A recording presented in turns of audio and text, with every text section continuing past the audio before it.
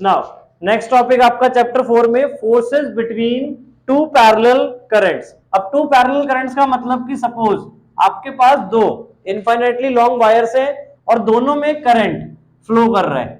अब दो कंडीशन हो सकती है, या तो दोनों में जो करंट की डायरेक्शन है, करंट तो अलग अलग ही है, सेम भी हो सकता है, कोई फर्क नहीं उसमें, मतलब ये हम अलग अलग ही मान के चल रहे हैं।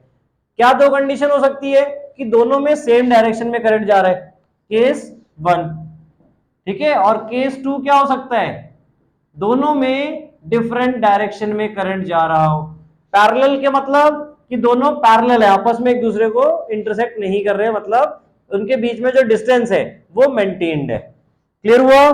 तो यहां पर क्या होगा केस 1 में, बताओ। अब अगर इसमें करंट फ्लो कर रहा है तो ये मैग्नेटिक फील्ड पोजेस करेगा। अब मैग्नेटिक फील्ड पोजेस करेगा तो क्या होगा, ये इसके ऊपर भी फोर्स लगाएगा। क्लियर? सेम वे में इसमें भी करंट जा रहा है तो ये भी मैग्नेटिक फील्ड पोजेस करेगा। डायरेक्शन हम राइट हैंड थंब रूल से निकाल सकते हैं बेटा।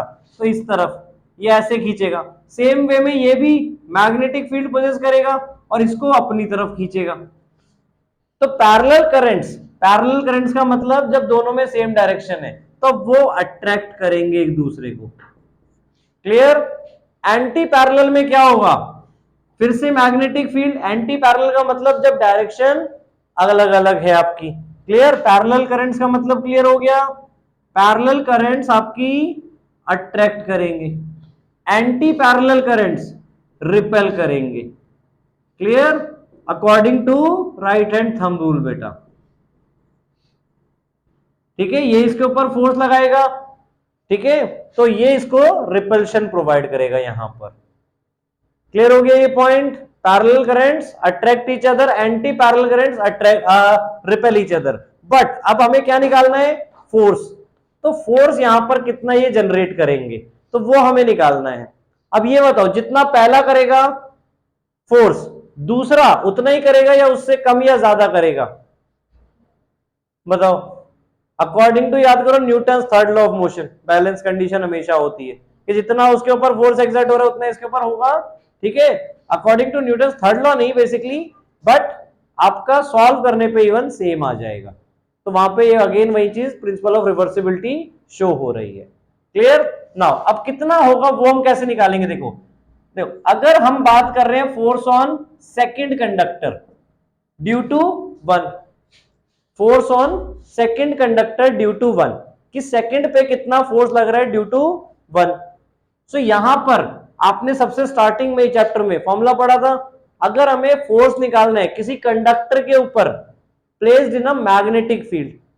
अब यहां पे क्या है, मैग्नेटिक फील्ड, अगर हम सेकंड पे फोर्स निकाल रहे हैं तो मैग्नेटिक फील्ड किसकी है, 1 वाले की। क्लियर? और करंट किसमें फ्लो हो रहा है, सेकंड वाले में। तो फॉर्मूला क्या होगा, आई एल क्रॉस बी किया था हमने, याद करो। सो क्या होगा, आई टू एल क्रॉस बी, और बी किसका, 1 का। क्लियर?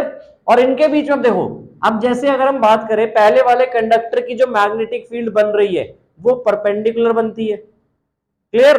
तो ये दोनों हमारे पैरेलल थे, तो अगर इसकी मैग्नेटिक फील्ड परपेंडिकुलर बनेगी तो इस कंडक्टर के क्या हो जाएगी, परपेंडिकुलर। तो एंगल क्या बन जाएगा आपका, 90 डिग्री। और यहां पे जब हम सॉल्व करते तो क्या आता है, साइन थीटा ना, तो साइन 90 आ जाएगा, साइन 90 की वैल्यू। सो F21 आपका क्या हो जाएगा, I2LB1। यहां तक क्लियर है? अब B1 हमारा बेटा मैग्नेटिक फील्ड ऑफ 1। तो ये भी हमने लास्ट क्लास में पढ़ा था कि अगर हमें किसी स्ट्रेट कंडक्टर की मैग्नेटिक फील्ड निकालनी है, क्लियर, तो वो हम कैसे निकाल सकते हैं, mu not I by 2 pi R. R क्या होता है वहां पे, डिस्टेंस। आर क्या हो गया आपका वहां पे, डिस्टेंस। क्लियर? तो मैग्नेटिक फील्ड उसकी इतनी पोजेस होगी। क्लियर? अब यहां पर हमने ये वैल्यू पुट कर दी, I2LB1 क्या हो गया हमारा, mu not I by 2 pi R. यहां तक क्लियर है बेटा पॉइंट, F21। ठीक है, B1 की जगह हमने ये वैल्यू पुट कर दी। नाउ अब म्यू नॉट बाय 2 पाई तो हमने आगे शिफ्ट कर दिया। क्लियर? I1 I2, देखो B1 की, अब B1 की तो I1 की वजह से है, क्लियर, तो I1 कर दिया, mu not I1 I2 by 2 pi R, L को हमने क्या किया, L को हमने इधर शिफ्ट कर दिया F21 बाय L, और इसको हम क्या बोल रहे हैं, फोर्स पर यूनिट लेंथ स्मॉल f से, क्योंकि अब यहां पे L का मतलब क्या है, देखो ध्यान से कंफ्यूज मत होना, L का मतलब है लेंथ ऑफ द वायर और R का मतलब है distance from the wire. R आपका ये है, क्लियर, इनके बीच का डिस्टेंस, और L क्या, लेंथ। अब कितनी लेंथ है वो तो हमें नहीं पता, अगर इनफाइनेटली वायर्स बोली हुई है तो हम यहां पर क्या कर रहे हैं, फोर्स पर यूनिट लेंथ निकाल रहे हैं। तो वो फॉर्मूला क्या आ गया, mu not I1 I2 by 2 pi R। अब यही चीज देखो, सपोज अब F12 निकाल रहे होते, F12 का मतलब क्या है कि force on 1 due to 2, force on 1 due to 2, तो फॉर्मूला क्या होता हमारा, I1 L B2, और B2 हमारा क्या निकलता है ऐसे ही, mu not I2 by 2 pi R।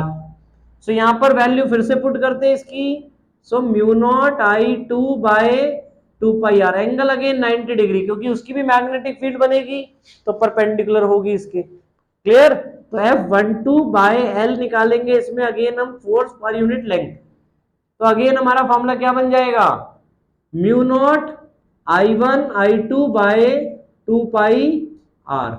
तो ध्यान से देखो दोनों फॉर्मूले आपके इक्वल आए हैं, क्लियर। तो चाहे हम फोर्स पर यूनिट लेंथ फर्स्ट वाले की निकालें, चाहे फोर्स पर यूनिट लेंथ सेकंड वाले की निकालें, दोनों ही केस में आपका सेम आएगा, क्लियर। तो दोनों इक्वल फोर्स एक्सर्ट कर रहे हैं एक दूसरे के ऊपर, पैरेलल होंगे अगर दोनों तो आपस में अट्रैक्ट करेंगे, एंटी पैरेलल होंगे तो रिपेल करेंगे, मैग्नीट्यूड सेम होगा। ये हमारा जो निकला है, ये डायरेक्शन नहीं निकाली हमने इसमें, सिर्फ इसमें मैग्नीट्यूड निकाला है ओनली, क्लियर। तो मैग्नीट्यूड डायरेक्टली प्रोपोर्शनल होगा उनके अमाउंट ऑफ करंट के, और इनवर्सली प्रोपोर्शनल होगा उनके डिस्टेंस के, जितना दूर होते जाएंगे फोर्स उतनी कम होती जाएगी, जितना ज्यादा अमाउंट ऑफ करंट होगा उतना ज्यादा फोर्स वहां पे एक्सर्ट होगी, क्लियर हुआ। ध्यान से नोट डाउन कर लो बेटा। नाउ अब सपोज यहां पर हमने I1 और I2 की वैल्यू 1 1 ले ली, अब करंट के जो एसआई यूनिट है वो आप सबको पता है क्या है, एम्पेयर। तो 1 एम्पेयर हम कैसे डिफाइन कर सकते हैं, 1 ampere is that current on which when two current carrying conductor are separated by a distance of 1 meter and produces a force of 10 raised to power mu not by 4 pi की value आपके पास क्या थी, 10 raise to power -7, तो mu naught bye 2 पाई की value क्या होगी आपके पास, बताओ, इंटू 2 करेंगे इसमें तो ये हो जाएगी, यही होगी म्यू नॉट बाय 2 पाई की वैल्यू, यानी produces a force of 2 into 10 raise to power -7 newton. ध्यान से देखो इस चीज को, अगर सपोज हमने I1 और I2 की वैल्यू को क्या कर दिया, 1 कर दिया, और R की वैल्यू जो डिस्टेंस है इनके बीच में वो भी 1 कर दिया, 1 मीटर, तो फोर्स कितना बचेगा, म्यू नॉट अपॉन 2 पाई, और वो वैल्यू आपको पता है that is 2 into 10 raise to power -7 newton, clear. तो 1 एम्पेयर हम कैसे डिफाइन कर सकते हैं, 1 ampere is that amount of current when two straight parallel current carrying conductor possess a force of 2 into 10 raised to power -7 Newton when they are separated by a distance of 1 meter. Clear. 1 ampere आपकी वो amount of current है जब दो parallel straight current carrying conductor एक दूसरे के ऊपर force इतनी पोजेस कर रहे हैं, और जब वो सेपरेटेड है कितने डिस्टेंस से, 1 मीटर से। तो ऐसे हम 1 एम्पेयर को डिफाइन कर सकते हैं, ऐसा यूनिट, ठीक है। ये आ सकता है बेटा definition of 1 ampere by using force between two parallel currents. Now example 4.10 में देखो क्या गिवन है हमें, a horizontal component of the earth magnetic field at a certain place is 3 into 10 raised to power -5 Tesla magnetic field of earth, उसका भी horizontal component, ठीक है, तो वो हमें दिया हुआ है 3 इंटू 10⁵ -5 टेस्ला, ठीक है, 3.0। Now and is the direction of the field is from geographic south to the geographic north. अगर आपने इवन ये क्लास 10th में ही पढ़ा हो, ठीक है, अर्थ के क्या होते हैं, अर्थ की जो मैग्नेटिक फील्ड पोजेस होती है वो geographic south to geographic north की तरफ होती है। Clear? A very long straight conductor is carrying a steady current of 1 ampere। अब एक कंडक्टर है आपके पास, उसके अंदर जो करंट है वो 1 एम्पियर है।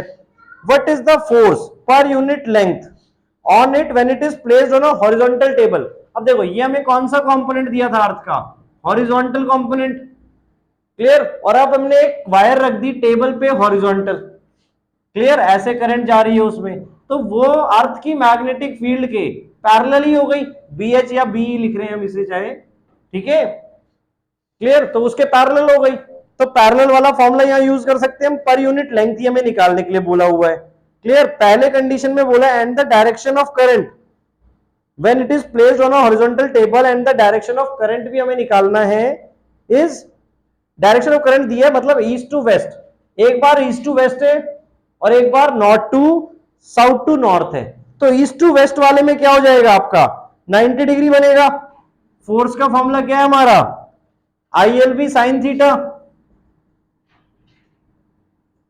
ठीक है। अब देखो यहां पे अर्थ की मैग्नेटिक फील्ड है, ये डायरेक्शन है अर्थ की मैग्नेटिक फील्ड की, क्लियर, और ईस्ट टू वेस्ट बोल रहे हैं, ये क्या है, north to sorry geographic south to north हो गई।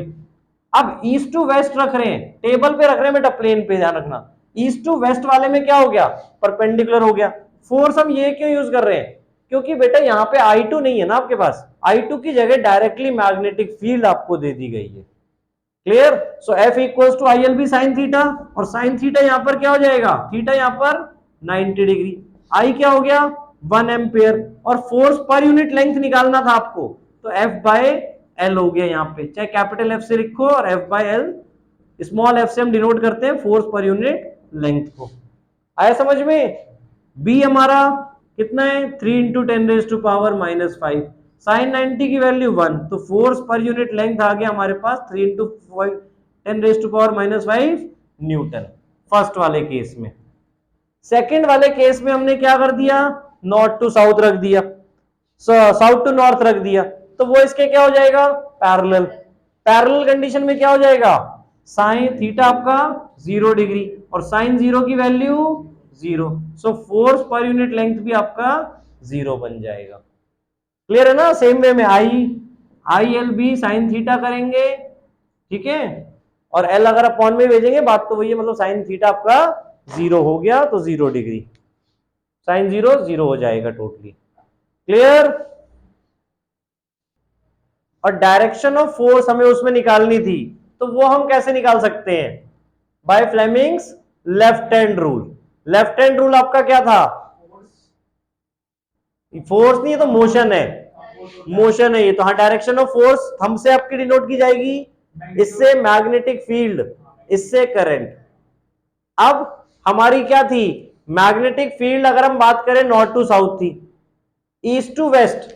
अब ये प्रॉपर अगर हम बनाएं north south east west, clear, आपकी मैग्नेटिक फील्ड किस तरफ थी, साउथ टू नॉर्थ, ये हो गया।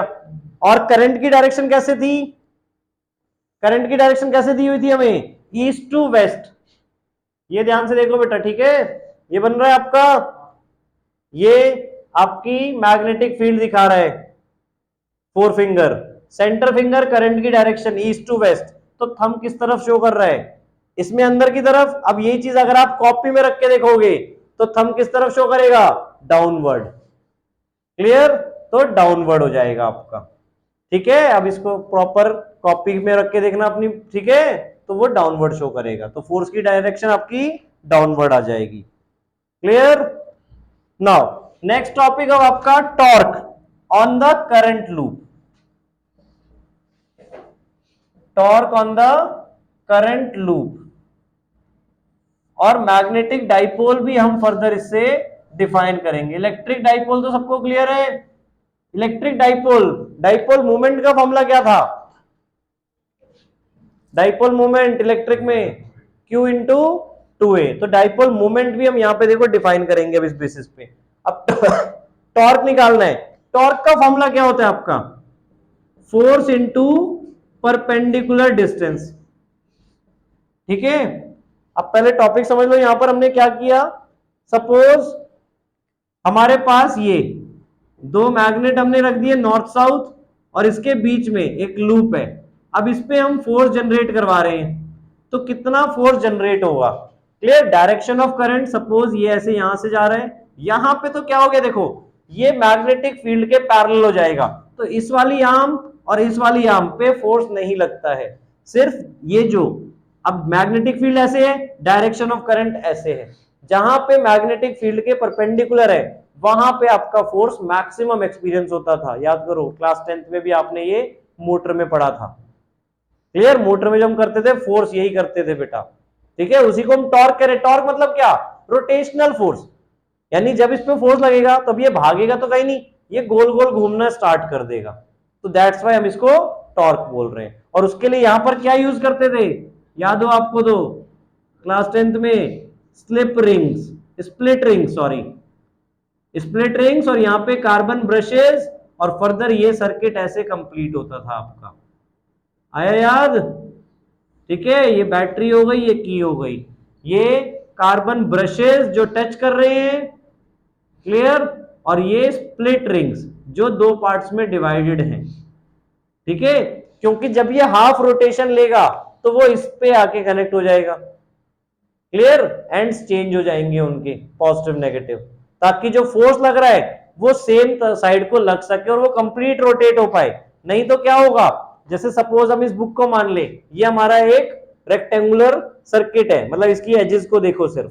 क्लियर? तो अब एक बार जब इस पे फोर्स लगी तो ये ऐसे आधा घूम जाएगा, फिर अगर इसके एंड चेंज नहीं हुए तो ये वापस आ जाएगा, तो ये टू एंड फ्रो मोशन करना स्टार्ट कर देगा अगर हम स्प्लिट रिंग्स यूज नहीं करते हैं तो।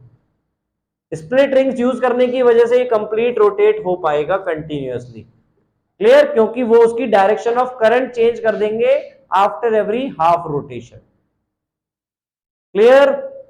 नाउ अब इसमें हम टॉर्क कैसे निकालेंगे? फोर्स आप सबको पता है कितना लगेगा, अभी अभी हम करते हैं। अब सपोज ये रेक्टेंगल है, रेक्टेंगल में हमने साइड मान ली है ए है और ये बी साइड है रेक्टेंगल की। क्लियर? फोर्स का formula, force on a current carrying conductor कितना होगा? I L B sine theta. अभी हम कर रहे थे, तो एल की जगह यहां पे बी है इसकी लेंथ, तो आई बी बी साइन थीटा। ये क्लियर हुआ? Into perpendicular distance. अब परपेंडिकुलर डिस्टेंस इसका सेंटर से रोटेशन होगा, तो ये पूरा ए है, तो यहां से यहां तक कितना हो गया? ए बाय 2। तो ए बाय 2 आपका परपेंडिकुलर डिस्टेंस हो गया इसमें। यहां तक क्लियर है? ये टॉर्क लग रहा है आपका किस तरफ से? इधर की तरफ से लग गया। ठीक है, इस वाली आर्म पे, मतलब ये टॉर्क 1 किस पर? इस वाली साइड पे। अब इस वाली साइड पे भी टॉर्क लगेगा। क्लियर? तो वहां से टॉर्क कितना लगेगा? Again I B B sine theta, क्योंकि मैग्नीट्यूड तो वहां पे भी उतना ही है, into A by 2।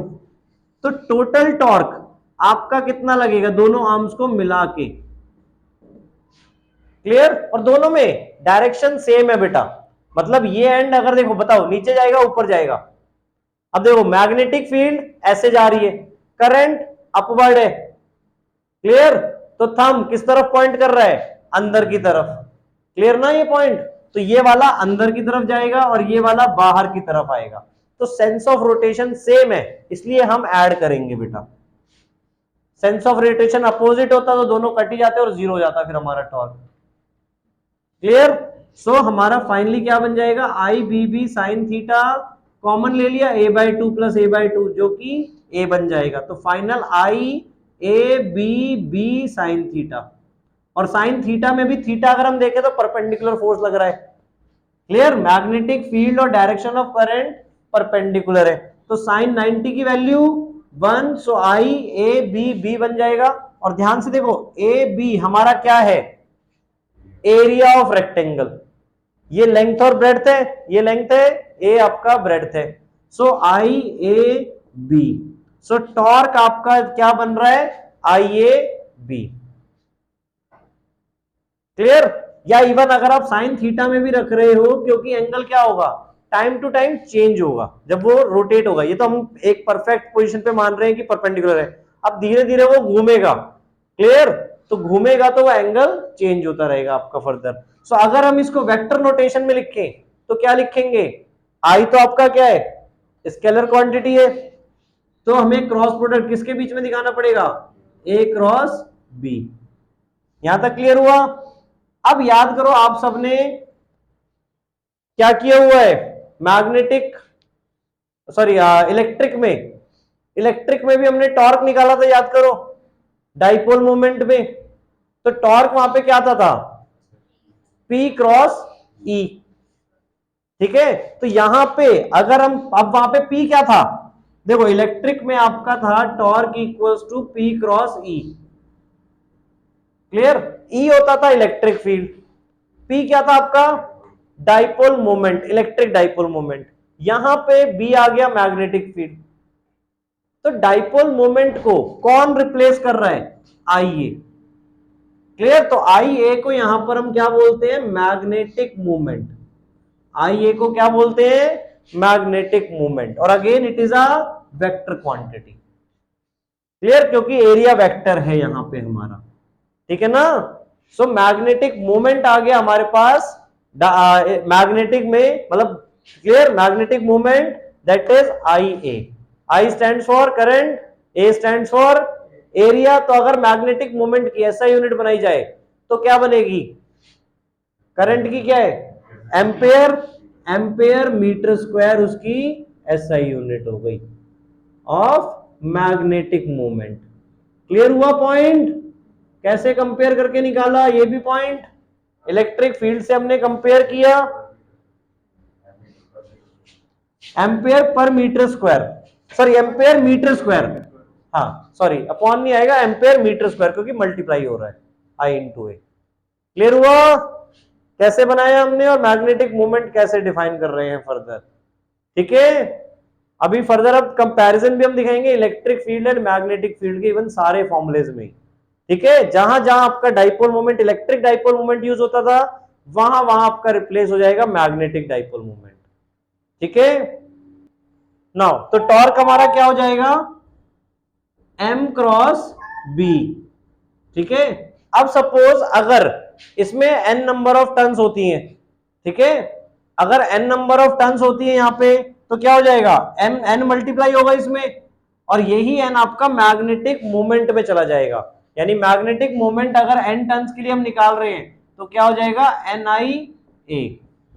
Clear? For n number of turns के लिए। और अब ये तो हमने डिफाइन वैसे किसके लिए, रेक्टेंगुलर के लिए किया है। इवन अगर सर्कुलर भी बन रहा होगा हमारा तो सेम फॉर्मूला, हमारा मैग्नेटिक मोमेंट का फॉर्मूला हमेशा यही रहेगा। सर्कुलर के लिए क्या हो जाएगा, एरिया का formula pi R square use होगा। ठीक है, यानी अब कोई भी फील्ड हो तो मैग्नेटिक मोमेंट हम निकाल सकते हैं उसमें NIA से। N stands for number of turns, total. ठीक है, I स्टैंड्स फॉर करंट, जितना करंट उसमें फ्लो कर रहा है। A is the area enclosed by the wire, by the loop, जो भी आपका लूप है वहां पे। क्लियर? नाउ एग्जांपल 4.11, ध्यान से देखो। अब इसमें क्या गिवन है, हमें एक सर्कुलर लूप बोला है, ठीक है, और उसमें 100 टर्न्स हैं। सो N क्या हो गया, 100, रेडियस क्या है 10 सेंटीमीटर, तो उसको मीटर में कन्वर्ट कर लेंगे तो 0.1 मीटर। ठीक है, what is the field at the centre of the coil, field बतानी है पहले हमें। तो मैग्नेटिक फील्ड अगर सर्कुलर कॉइल है तो उसके सेंटर पे क्या होगी, याद करो हमने फॉर्मूला बनाया था, B equals to mu nought I by 2R। और अगर n नंबर ऑफ टर्न्स है तो मैग्नेटिक फील्ड भी n टाइम्स हो जाएगी। Clear? So mu not by, mu nought की value 4 pi into 10⁻⁻7, mu nought की वैल्यू डाली है सीधे हमने। क्लियर? आई की वैल्यू क्या है यहाँ पे करंट हमें कितनी बोली है 3.2 एम्पियर। क्लियर। सो 3.2 एन क्या हो गया 100 टू आर, आर हमारा 0.1 मीटर।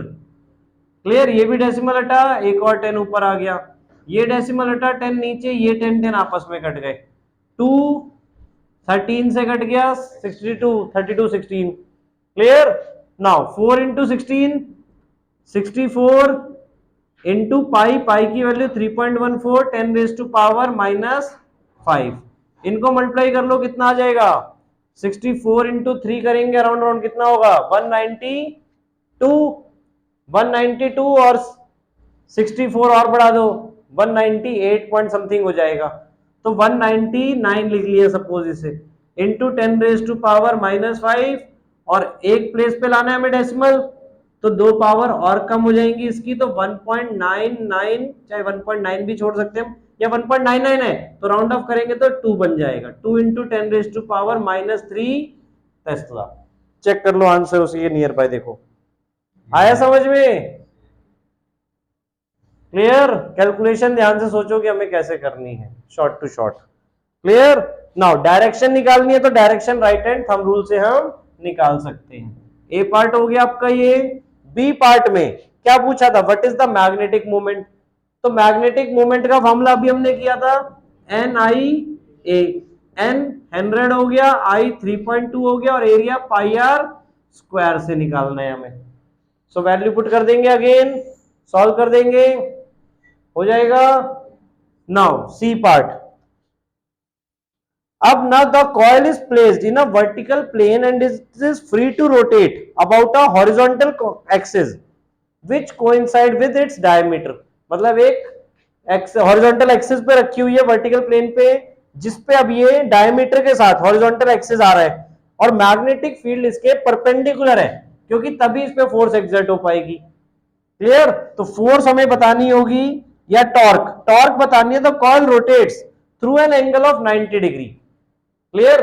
90 डिग्री एंगल से आपकी ये कॉइल रोटेट हो रही है under the influence of magnetic field. What are the magnitudes of the torques on the coil in the initial and final position. So torque का formula क्या है आपका, अब देखो यहां पर आपके पास मैग्नेटिक मूवमेंट आ जाएगा सॉल्व करके।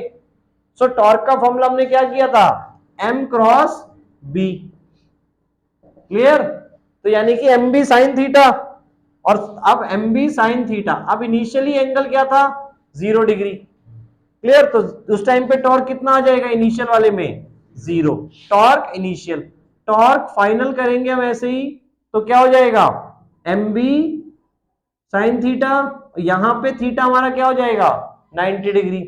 सो एम बी बन जाएगा हमारा, और एम बी, एम की वैल्यू हमें पता है, और बी हमें वहां पे कितनी गिवन है 2 टेस्ला। क्वेश्चन पढ़ लो, मैग्नेटिक फील्ड आपकी वहां पे गिवन थी 2 टेस्ला। क्लियर। डी पार्ट हो जाएगा ना ये, मैग्नेटिक मूवमेंट जो भी यहां पे आएगा वो पुट कर देंगे, इंटू 2 कर देंगे बेटा। और टॉर्क निकाला है, टॉर्क की ऐसे यूनिट क्या होती है न्यूटन मीटर, ध्यान रखना बेटा न्यूटन मीटर। ठीक है। Force into perpendicular distance. Now अब यहां पे हमें एंगुलर स्पीड एक्वायर्ड निकालना है। एंगुलर स्पीड मतलब omega. Clear. Moment of inertia में दिया हुआ है, तो अब हम क्या करेंगे, टॉर्क को हम किसके इक्वल रख सकते हैं, याद करो टॉर्क क्या है रोटेशनल फोर्स। टॉर्क क्या आपकी रोटेशनल फोर्स। तो rotational force, force equals to क्या होता है मास इंटू एक्सेलरेशन। ठीक है। आई एल्फा, आई एल्फा लिख सकते हैं हम टॉर्क को। ठीक है। अब एल्फा क्या होता है d omega by d t. Clear. D omega आपका, ओमेगा क्या है एंगुलर स्पीड, एंगुलर स्पीड का differentiation with respect to time, वही आपका अल्फा आएगा। क्लियर। और टॉर्क हम यहां पे निकाल चुके हैं, that is equals to M B. ठीक है ना, डी पार्ट के लिए बेटा ये, यहां तक क्लियर है। अब हमें डी ओमेगा निकालना है, सॉरी डी टी आएगा या क्या आएगा यहाँ पे डी टी, डी टी आएगा, डी टी आएगा, हाँ डी टी आएगा। क्लियर। नाउ अब यहां पर हम क्या करेंगे, इसको D theta by D theta से मल्टीप्लाई करेंगे। क्लियर। मल्टीप्लाई और डिवाइड कर दिया हमने डी थीटा से, तो ध्यान से देखो D theta by d T, ये क्या बन जाएगा, ये वापस हमारा ओमेगा बन जाएगा, I omega d omega upon d theta. अब यहां पे एम बी क्या था हमारा, एम बी साइन थीटा था फर्दर, एम बी भी हमारा क्या है, M B sine theta, torque हमारा इनिशियल वैसे क्या है नॉर्मल, मतलब एम बी साइन थीटा, ठीक है। तो यहां पर हमने साइन थीटा को, डी थीटा को यहां पे शिफ्ट किया तो क्या हो जाएगा, m B sine theta d theta equals to I omega d omega. यहां तक समझ में आया, इंटीग्रेशन हो जाएगा। अब यहां पे दोनों तरफ इंटीग्रेट करेंगे, साइन थीटा का इंटीग्रेशन क्या होता है, minus cos theta, clear, sine theta का इंटीग्रेशन आपका माइनस कॉस थीटा, और वहां पे ओमेगा का integration omega square by 2, I constant omega square by 2। अब आपको ओमेगा की वैल्यू निकालनी है वहां पे, क्लियर। तो ओमेगा की वैल्यू कैसे निकलेगी, अब थीटा वन क्या था हमारा, थीटा वन 0 था, ठीक है, theta one two theta two कर रहे हैं बेटा यहां पे इंटीग्रेशन में, थीटा वन 0 था और थीटा टू 90 डिग्री था, तो माइनस कॉस 90 डालेंगे, cos 90 0, cos 0 1, so minus M B आ जाएगा यहां पे आपका, इक्वल्स टू आई की वैल्यू आपको दी हुई है, अभी वैल्यूज नहीं डाल रहा यहां तक, क्लियर। ओमेगा निकालना है आपको, तो बस अब सबको शिफ्ट करके एम बी की वैल्यू जो आपकी यहां पे आई थी, एम बी दैट इज ये वाली, क्लियर, टॉर्क फाइनल जो आया था वो वैल्यू आप यहां डाल दोगे डायरेक्टली, आई की वैल्यू आपको गिवन है, ठीक है, टू भी वहां शिफ्ट कर दोगे मल्टीप्लाई हो जाएगा, और ओमेगा निकालने के लिए पूरे का स्क्वायर रूट, ठीक है, स्क्वायर रूट कर देंगे तो फाइनल आपका ओमेगा की वैल्यू आ जाएगी, और ओमेगा की वैल्यू किस में आएगी, पर सेकेंड, रेडियन पर सेकेंड होता है वैसे ऐसा यूनिट में, ठीक है, मतलब ऐसा यूनिट नहीं होती एंगल की, रेडियन पर सेकेंड में हम देते हैं, क्लियर। ओमेगा के एंगुलर स्पीड, एंगल किस बेसिस पे आपका चेंज हो रहा है, क्लियर, तो पर यूनिट टाइम के बेसिस पे, ठीक है।